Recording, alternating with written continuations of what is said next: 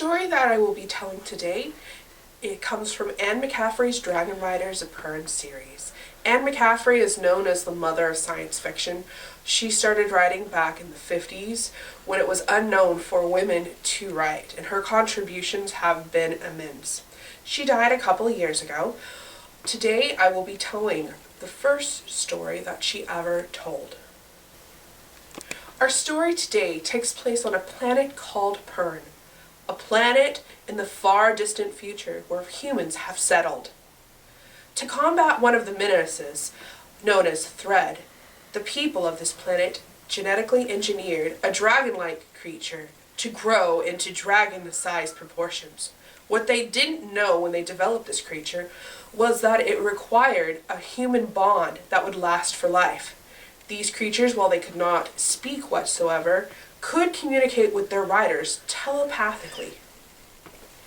Our story picks up following Lessa, a young woman of noble blood that has been forced into servitude by the evil Fax for the past 10 years. Unknowing to her, when the Dragon Riders come on search to look for a new Queen Rider that will lead them into a newer era, Lessa does not realize what they are coming for, and so she cleverly tricks the Dragonmen into fighting her own battle for her. Unfortunately, Lessa is so good at what she does that she reveals to everyone who she truly is, being both of noble blood and also having a telepathic ability to communicate already to all the dragons in Pern. But she keeps that ace up her sleeve for later on in the story. Before she knows it, she is whisked away to the where all the dragon folk and the dragons live. This story that you're about to hear opens up hours after Lessa arrives and minutes before the impending hatching, where whether or not Lessa will impress a golden dragon and lead the Dragon Riders into a newer era is all about to be decided once and forever. Lessa entered the room feeling clean for once in her life. It had been 10 years since she had felt so clean.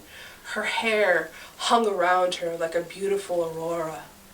She couldn't believe as she walked past the mirror that that person looking into her was herself. The woman was beautiful as the tanner's daughter or even the Lady Tama herself. She parted the curtains as she walked through. She stumbled upon a scene that she didn't know dragonmen could have.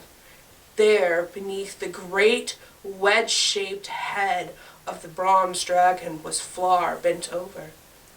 Not wanting to interrupt their moment, she paused for a second. Truly, dragonmen were able to feel some love between this bond that they shared with each other, with their beast and the man. She didn't realize that this emotion crossed all boundaries. The man looked up at her and smiled with a half grin. "You look pretty. Well, almost pretty," he said. Refusing to take his bait, she stared at him defiantly, urging him to taunt her yet again. The man, realizing that his dragon had finally gone to sleep, grabbed her arm and took her through the door. He closed the curtain divider that divided the large cavern room that he shared with his dragon. "You know, the hatching is almost imminent. The gold Neemworth is fairly rigid. Her gold is almost gone. She only lives now enough to see through the hatching of her offspring." Lessa looked at him perplexed. While she knew what a gold queen is, she had no idea what a Neemworth was. She waited as he continued. "The hatching is imminent. You must remember 2 things, the same advice that I was given when I impressed Bronze Behemoth. You must not allow them to overeat. Never, ever allow her to overeat. That will be the death of dragonkind. And also, you must have no fear whatsoever. When she approaches, no matter what else is happening on the hatching grounds, you must have no fear. Let everything else fade away and only have a willing and ready mind as she approaches you. Again, Lessa was just confused by what he said, but she had heard tales of the horrors of hatching. They ranged all the way from the macabre to the more modest ones that were just chilling. It was told that dragons on the hatching stands would kill for the person that they would look for. The more macabre said that they ate people alive right there and then. The rider took her aside and called down for food into the lower caverns onto some sort of speaking system. Within moments, a tray filled with delicacies that she had not known for 10 years came up. The tray was full of bread and sweetmeats and even some winter fruits. She wondered what the catch was, what this dragon man wanted of her, other than to be his weremate. But she had sensed when she had read the dragon's mind that it was just not his bondmate that the man was looking for. It was more of a higher title, more prestige. What did it mean to be a werewoman, and to be a werewoman for all of Pern? She pondered these as she grabbed a delicious piece of meat and dung and started to eat it. The man paused for a moment and took a dish that was filled with water and said, "The least that you can do, since you have made me fight your battles, is to clean my wounds, my honorable wounds." Again, trying to get her to take the bait. The man tried to poke at her. Lessa just ignored him, and she very gently took the cloth and dabbed the wounds on his shoulder. She had not realized how deeply Fax's knife had gone into the dragon man's wounds. As she washed and scrubbed it gently, new blood emerged from the cut. It had clearly gone down to the bone. She had not realized it at first, but there was some sort of energy within the air that felt deep within her feet and reverberated along the cavern's walls. Next thing she knew, it was audible, some sort of humming, almost like dragon singing, or something that was making the whole mountain move. The dragon man looked up, and at that moment, the great bronze wedge head of Menemith, the bronze dragon, also looked up too. They stared at each other, man to rider, beast to his mate, and they realized what was happening. "Quick, Lessa," he said. He grabbed a folded tunic that was pure white and only held together by an ornate fastening at each shoulder. He threw it at her and said, "Quickly, put it on! The hatching is starting and you must not be late. You must be there when the queen egg hatches." Feeling the intensity all around her, she quickly stripped out of her clothes. She couldn't believe that that man was going to be in her presence while she changed. But the intensity and the excitement was filling the air so much that she didn't care. She quickly stripped out of her beautiful new tunic that she had just put on and put on the white Candidacy robes. Menemith was already ready to launch out into the lower cavern where the hatching was to take place. She had to run along behind Flar, barely able to keep up, and jumped on his head before Lessa could even hold on to the saddle of great Menemith. They were launched into the air. She looked down below her. Far away, the runner beasts and the herd beasts, which the dragons ate for food, were scattering in terror, and green and blue and bronze and brown dragons and their riders, along with candidates, were filling the sky. Menemith swooped down and stopped mid-air before they nearly collided with another dragon, right before the opening of a great cavern. Once the dragon had passed, Menemith flew through at breathtaking speeds and deposited Lessa on the warm, burning hatching sands. Lessa watched as both Menemith and Flar took their place in the stands. She saw before her that there was 2 piles of eggs. The first one contained the huge eggs that were huge, that were about the size of a 10-year-old boy. There was 10 of them arranged in a circle. A ring of young men and boys, ranging anywhere from 10 to 18-year-olds, stood around the eggs, awaiting the soon arriving occupants. Off to the right stood the big hulk of Nemours. So that's what a Nemours was, Lessa thought. It was the golden dragon who now lay rigid and cold and rotting in death. Her smell could be smelled all the way towards the entrance. Between her outstretched claws was an egg, golden in color, that radiated and vibrated and moved. It rocked back and forth slightly. It was nearly a time and a half bigger than the biggest egg that the boys surrounded. Around the egg there was girls, so she thought. She wasn't the only candidate. No matter, she would be the one that would impress. She, Lessa of Ruatha. She would be the one that the golden dragon would take, not any of these other girls. She walked slowly towards the eggs, bypassing the boys and the other impending eggs, and walked towards the great gold one.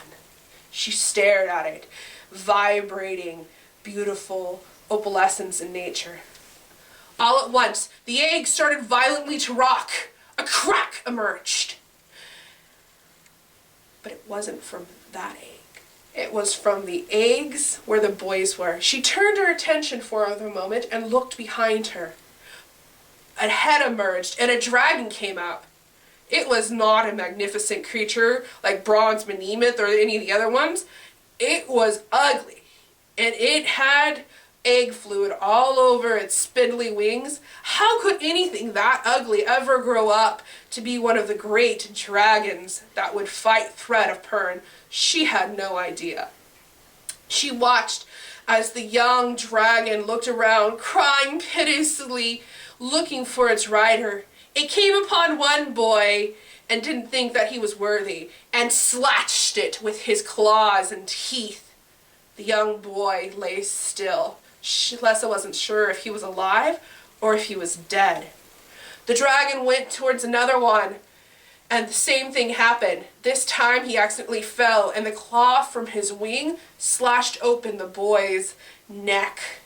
Another boy lay bleeding. This one, Lessa was for sure, was dead. She hadn't realized that other dragons had hatched. One dragon came up to the first young boy and started crying, nudging him with his head, wondering if he was still alive. Lessa thought he must be, because something had happened, and the boy with renewed strength that had been knocked over, that she thought might have been dead, got up and was quickly escorted off the hot sands with his new dragon. All at once, with a crack, her attention turned back towards the golden egg. It had split in two, and out from it came a huge golden beast, even uglier than the other dragonettes that had come. The poor thing cried piteously, looking around for her person. But alas, no, she couldn't find her. The great golden dragonette walked towards the first girl and found her to be unacceptable. She slashed at her, killing her instantly. A pile of blood littered the hatching sand. The sand absorbed its red liquid. The dragonette continued on, and before she knew it, that dragonette stopped behind a blonde girl. And this particular girl, she accidentally fell on the dragonette, and instead of getting out of her way, the dragonette accidentally cut her all the way from her shoulder down to her thigh. It was a very bad injury indeed. Lessa couldn't stand any more of it. She went right up to the dragonette, grabbed her head, grabbed the golden head to stop any more of the ensuing chaos. Girls were screaming everywhere. She grabbed the head and she turned it around so that those great, big, many-faceted eyes were looking straight at her and she at them. At that moment, she fell deeply in love with this dragon. She would no longer be needing for a friend, or she would always have a confidant that was loyal. She was the most beautiful, the most pretty, the most cunning, the most clever of all people in the world, because she was the dragon's and the dragon's was hers. Unbeknownst to both of them, impression had occurred. No more would the dragon cause any more chaos that day. The dragon looked up at her rider and she cried piteously, saying, "Oh, I'm so hungry, most beautiful one. Please, I am starving. I was so caged within my egg for so long." Lessa turned to the dragon. All of this communication had happened within her mind. None of it had been spoken whatsoever, other than cries had been piteously accented to show her how hungry she really was. She turned to the beautiful gold dragonette and said, "Of course we'll feed you, gold one. Of course, my beautiful one." Then she thought for a moment. How could she feel such wonderful feelings for this gold beast that had just killed 2 other women? But at a moment, she just shook her head. She had no idea how she could love such a monster, but at the same time she knew that this beast, this golden dragon, was forever hers, and that's all that mattered whatsoever. She couldn't help whatsoever, because of course, especially that last girl had gotten in the way of the beautiful gold one. She looked down at her new bondmate, and she said, "What's your name?" And the dragon replied, "Raymeth, of course." Lessa stood perplexed. "How do you know what your name is?" she said. "Of course, doesn't everything know what it's to be called?" Lessa just shook her head, knowing that this was not the last of the surprises that she and the beautiful gold queen Raymeth would find out for themselves. If you would like to know more about what happens with Lessa and Raymeth, feel free to check out Dragon Riders of Pern by McCaffrey at your local library, or from Amazon or another bookseller.